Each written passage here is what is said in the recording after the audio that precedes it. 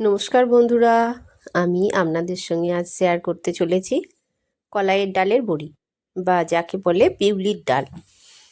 তা দেখুন, আমি বড় বড়ি যেটা চচ্চড়ি শুক্তোয় ব্যবহার করা হয়, আর একটা দেবো ছোট্ট ছোট্ট ভাজা বড়ি যেটা ডালের সঙ্গে অপূর্ব লাগে খেতে।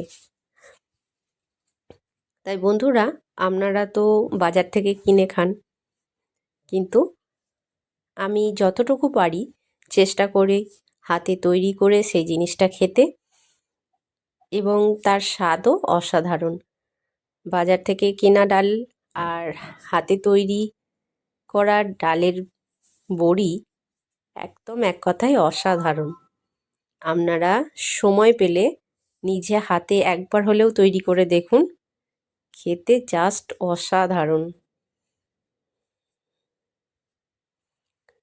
তা বন্ধুরা, যদি আপনাদের ভালো লেগে থাকে লাইক কমেন্টের মাধ্যমে জানিয়ে দেবেন।